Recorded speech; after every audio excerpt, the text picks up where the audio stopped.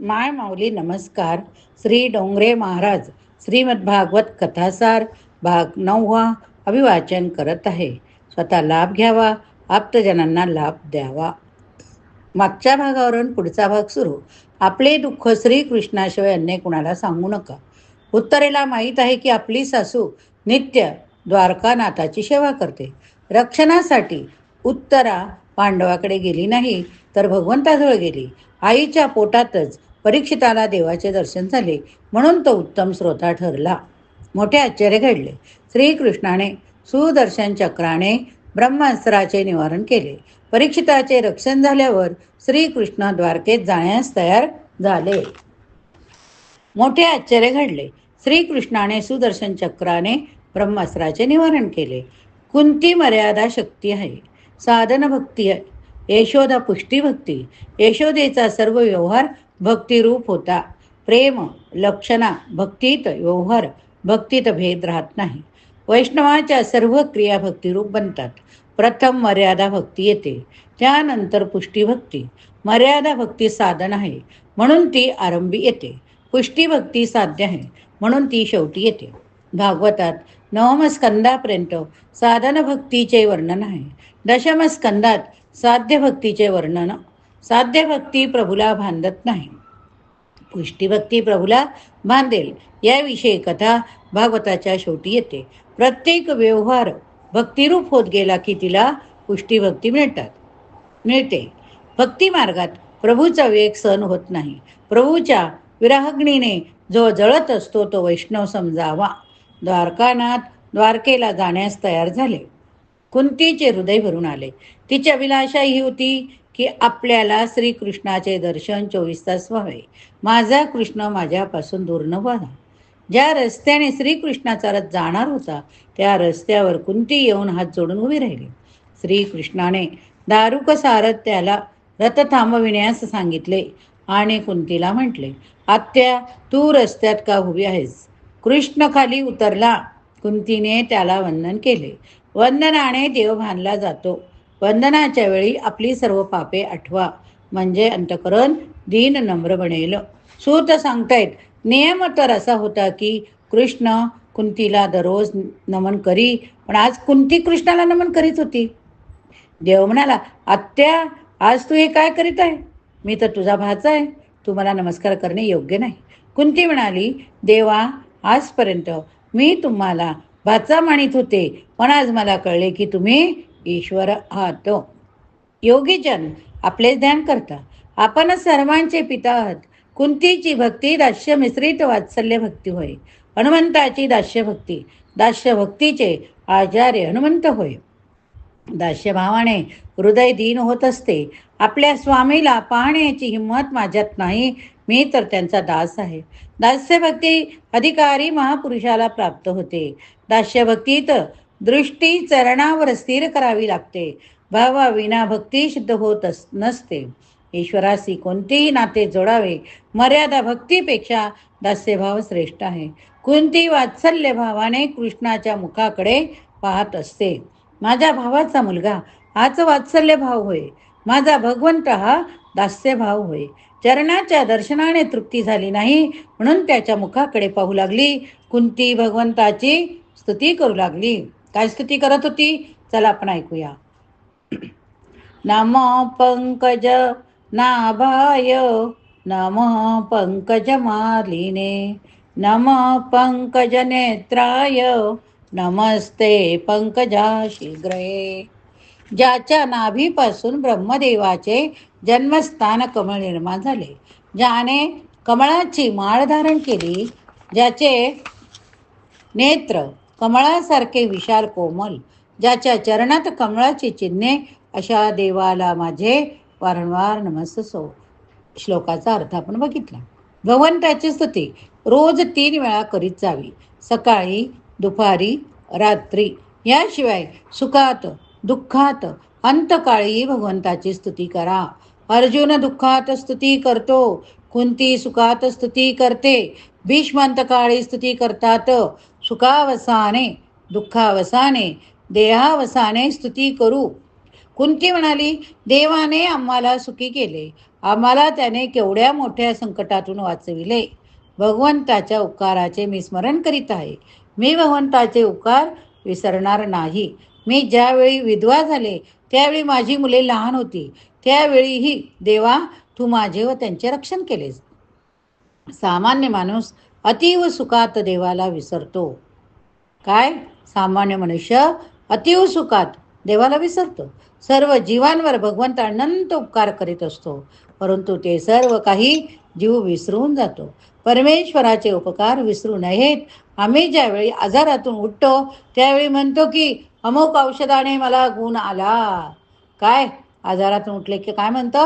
अमुक औषधाने मला गुण आला, अमुक डॉक्टराने मला वाचविले. पण भगवंताने मला वाचविले असे मात्र दिसत नाही हो, असे आपण म्हणत नाही. लक्षात ठेवा, भगवंताचे उपकार मानित नाही. विचार करा की केवळ डॉक्टरांच्या औषधात, इंजेक्शनमध्ये वाचवण्याची शक्ती आहे काय? नाही नाही नाही. वाचविणारा तर कुणी निराळाच आहे. डॉक्टरांच्या रूपात भगवंत येत असते हे विसरू नका. डॉक्टरांजवळ जर वाचविण्याची शक्ती असती तर त्यांच्या घरी कुणीच मेले नसते. हे तितकंच खरे ना. मग डॉक्टरांच्या आत भगवंत बसलाय, तो भगवंत आपल्याला वाचतो हे विसरू नका. तुडुंब पाण्याशिवाय नदीला शोभा नाही, प्राणान वाचून देहाची शोभा नाही, कुंकवाशिवाय सौभाग्यवती स्त्रीला शोभा नाही. त्याचप्रमाणे कृष्णाशिवाय पांडवांना शोभा नाही. हे नाथ, आम्ही आपणामुळेच सुखी आहोत. गोपी गीतातही गोपी भगवंताच्या उपकाराचे स्मरण करतात. गोपी म्हणतात, विष जलाप्यात व्याला राक्षसात वर्ष मारुतात विद्युतानलात. हे भगवंता, यमुनेच्या विषारी पाण्याने होणाऱ्या मृत्यूपासून, अजगराच्या रूपात खाऊन टाकणाऱ्या अघासुरापासून, इंद्राच्या वृष्टी वादळ विजांपासून, दावानलापासून आपण आमचे रक्षण केले. कुंतीला आठवते जेव्हा दुर्योधनाने भीमाला विषमिश्रित लाडू खायला दिले. आठवली का गोष्ट तुम्हाला? आठवलीच असणार. त्यावेळी तुम्हीच त्याचे रक्षण केले. लाक्षागृहातही तुम्हीच आम्हाला वाचविले. आपले अनंत उपकार आहेत, ते आम्ही केव्हाही फेडू शकणार नाही. माझ्या द्रौपदीला दुःशासनाने सभेत ओढून आणले. त्यावेळी दुर्योधन म्हणाला, आता द्रौपदी आपली दासी आहे, तिला निर्वस्त्र करा. दुःशासन वस्त्र फेडू लागला. दुःशासन वस्त्र फेटू लागला. पण भगवंत त्याला झाकू इच्छितो. त्याला कोण उघडे करू शकतो हो? पातळे सोटा सोटा सोटा दुःशासन थकून गेला. लोकही आश्चर्याने थक्क झाले. सर्वांना वाटले सारी बीच नारी है की नारी बीच सारी है, सारी की ही नारी है की नारी की सारी है. जीव ईश्वराला काही देऊ शकत नाही. जगातले सर्व काही ईश्वराचे. भगवंत म्हणता, माझेच मला देण्यात काय विशेष आहे? रोज 3 वेळा भगवंताची प्रार्थना करा. त्यालाच आपण म्हणतो त्रिकाल संध्या. सकाळी, दुपारी, रात्री झोपताना भगवंताचं स्मरण करा. मी आपला आहे, माझ्यावर आपल्या अनंत उपकार.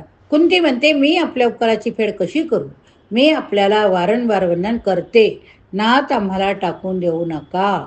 आपण द्वारकेला जात आहात, पण एक वरदान मागण्याची इच्छा आहे, तेवढे देऊन आपण खुशाल द्वारकेला जा. कुंतीसारखा वर कुणी मागितला नाही, पुढे कोणी मागणारही नाही. काय वर मागितला? चला आपण ऐकूया आता.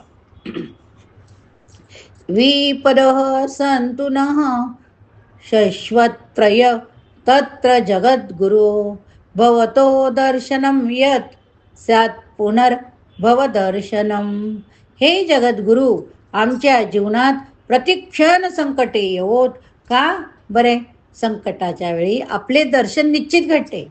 आपला झाल्यावर जन्ममूर्तीचे फेरे चुकतात. दुःखातच माणसाला शांतपण येत असते. दुःखातच माणसाला देवाकडे जाण्याची इच्छा होते. संकटाच्या वेळीच देवाचे स्मरण होते. म्हणून विपत्तीच खरी संपत्ती होय. माणूस देवाजवळ रमतो कारण त्याला भक्तीचा रसच समजला नाही. मोठमोठे संकटे येवो, मोठमोठे संकटे येवोत असे वरदान कुंती मागते. श्रीकृष्ण म्हणता, आत्या तू हे काय मागत आहे ग? काय तुला बुद्धिभ्रम झाला की काय ग? आजपर्यंत दुःखाचे अनेक प्रसंग येऊन गेले, आता सुखाचे दिवस आले आणि तू दुःख होण्याची इच्छा करते. सर्व प्रकारचा अभिमान सोडून जो दीन होत असतो तो भगवंताला आवडत असतो. कुंती दीन झाली, नाथ मी जे मागत आहे तेच ठीक आहे. दुःखच माझा गुरु. दुःखात मनुष्य शहाणा होतो. दुःखातच माणसाला देवाकडे जाण्याची इच्छा होते. ज्याला दुःखात नारायणाचे स्मरण होते ते तर सुखच होय. त्याला दुःख कसे म्हणावे? विपत्तीत आपले स्मरण होते म्हणून मी ती संपत्ती म्हणते. सुख के माथे सिल परी, हरी हृदय से जाय. बलिहारी वा दुःख की, जो पलपत्न नाम जपाय. हनुमंत रामलक्ष्मण चंद्राला म्हणाले की आपल्या ध्यानात ज्या अर्थी सीता तन्मय होते त्या अर्थी ती सुखातच आहे. नाथ ज्यावेळी आपले स्मरण भजन होत नाही तीच खरी विपत्ती होय. माझ्यावर अशी संकटे कोसळली की जेणेकरून आपल्या चरणांचा आश्रय घेण्याची इच्छा माझ्या मनात जागेल. जगातील महापुरुषांच्या जीवनात दुःखाचेच प्रसंग प्रथम येतात. 4 प्रकारच्या मदांनी माणूस उन्मत्त बनतो. कोणकोणते 4 प्रकार? विद्यामद, तारुण्यमद, द्रव्यमद, अधिकारमद. 4 प्रकारच्या मदांमुळे माणूस देवाला विसरतो. आपल्या रडणाऱ्या मुलाला टाळी वाढवून रंजविणारा प्रोफेसर त्यावेळी हे विसरत असतो की मी एक विद्वान प्रोफेसर आहे, पण त्याच प्रोफेसरास कीर्तनात टाळी वाजवायची लाज वाटते हो. सुशिक्षित लोकांना भजन कीर्तनात लाज वाटते. यापेक्षा अधिक मोठे पाप कोणते हो? भगवंत म्हणाला, या 4 मदांनी माणूस उन्मत्त बनून माझा अपमान करीत असतो. पाप अशा मदोन्मत्त माणसाच्या जिवेला धरून ठेवतो. पाप त्याला म्हणत असते की तू नाम गजर करशील तर मला बाहेर निघून जावे लागेल. महाभारतात म्हटले आहे की कोणत्याही रोग मदामुळेच होत असतो. कोणताही रोग मदामुळे होत असतो. म्हणून दीन होऊन प्रार्थना करा, प्रभो तुमच्या अवताराची अनेक कारणे सांगितली आहेत, पण मला वाटते की दुष्टांचा संहार हे काही अवताराचे मुख्य प्रयोजन नव्हे. आपल्या भक्तांना प्रेमाचे दान करणे हेच आपल्या अवतारांचे प्रधान कार्य आहे. कुंती बनून स्तुती करा. मला वासुदेवाने सांगितले होते की कंसाच्या त्रासामुळे मी गोकुळात जाऊ शकत नाही. तू गोकुळात जाऊन कृष्णाचे दर्शन घेऊन ये. ज्यावेळी आपण गोकुळात बाललीला करीत होता त्यावेळी मी गोकुळात दर्शनासाठी आले होते. ते बालस्वरूप काही केल्या विसरले जात नाही हो. त्यावेळी यशोदेने आपल्याला बांधले होते ते दृश्य मी आजवर विसरली नाही. काळही ज्याच्या समोर कापतो तो काळाचाही काळ श्रीकृष्ण आज थरथर कापत आहे. मर्यादा भक्ती या प्रकारे पुष्टी भक्तीची प्रशंसा करीत आहे. कुंती यशोदेची प्रशंसाच करीत आहे. प्रेमाचे बंधन भगवंतही विसरू शकत नाही. सगुण ब्रह्माचा साक्षात्कार झाल्यानंतरही संसाराची आसक्ती राहू शकते. जो सगुण निर्गुण दोन्ही स्वरूपाची आराधना करतो त्याचीच भक्ती सिद्ध होते. स्नेह वा शीमम छिन्ने, स्वजनांच्या ठाई जडलेली ममता तोडून टाका. आपण अशी दया करा की जेणेकरून मला अनन्य भक्ती प्राप्त होईल. कुंतीच्या स्तुतीच्या प्रारंभी व शेवटी नमस्ते सांख्यशास्त्राच्या 26 तत्वांचे प्रतिपादन या 26 श्लोकात केले गेले आहे. भगवान सर्व काही करतात पण वैष्णवाला नाराज करत नाही. कुंतीचा भाव जाणून भगवान परत आले. कुंतीच्या महालात गेले. तिला अतिशय आनंद झाला. अर्जुन तेथे आला. तो आपल्या आईला म्हणाला, कृष्ण माझा सखा आहे म्हणून तो माझ्यासाठी परत आला. कुंती म्हणाली, रस्ता अडवून विनंती केली म्हणून भगवान परत आले. द्रौपदी म्हणाली, कृष्णाचे बोट कापले होते तेव्हा मी माझी साडी फाडून त्याच्या बोटाला चिंदी बांधली होती म्हणून तो परत आला.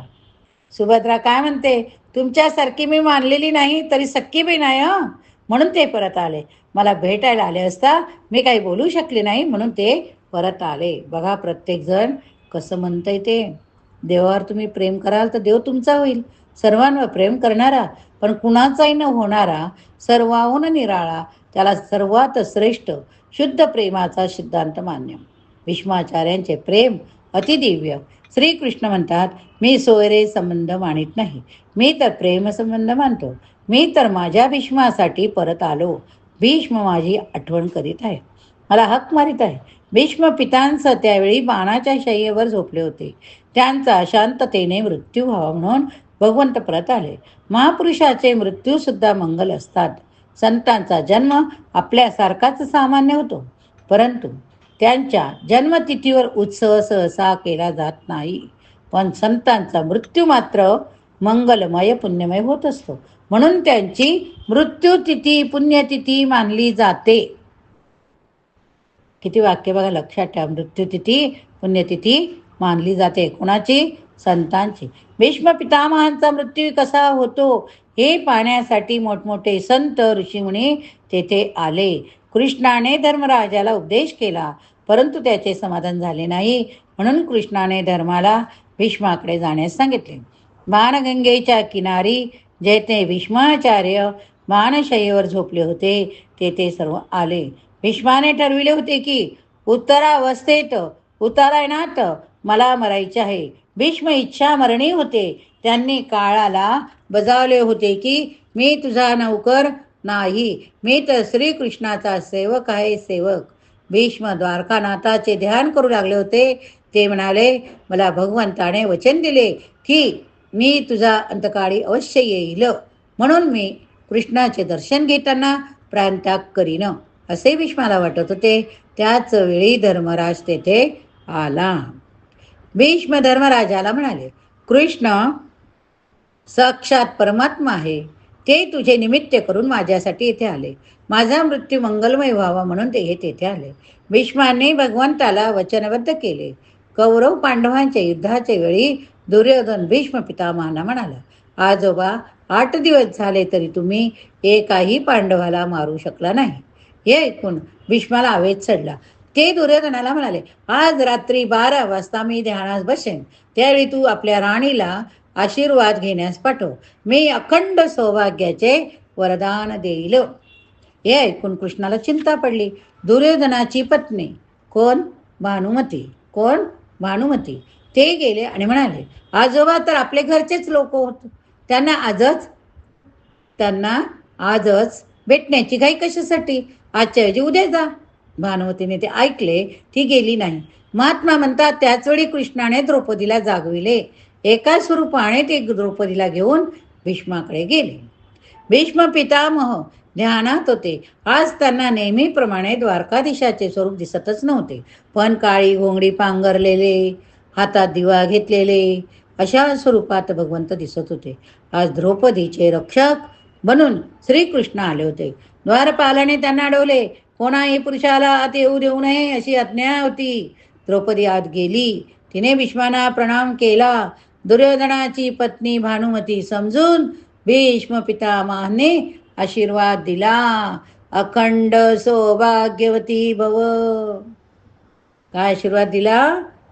दुर्योधनाची पत्नी समजून भानुमती असं समजून भीष्म पितामहाने आशीर्वाद दिला, अखंड सौभाग्यवती भव. द्रौपदीने विचारले, आजोबा आपला आशीर्वाद खरा होईल ना? भीष्माने विचारले, देवी तू कोण? द्रौपदीने उत्तर दिले, मी द्रौपदी, पांडवांची पत्नी. भीष्म पितामह म्हणाले, मी तुला आशीर्वाद दिला तो खराच होईल. पांडवांना मारण्याची प्रतिज्ञा मी आयुष्यात केली आहे, मनापासून नव्हे. तुला मात्र खऱ्या हृदयाने आशीर्वाद दिले आहेत, ते खरे होतील. पण तू मला हे सांग, तू एवढ्या मध्यरात्री एकटी कशी आली? कृष्णाशिवाय तुला कोणी आणू शकेल का?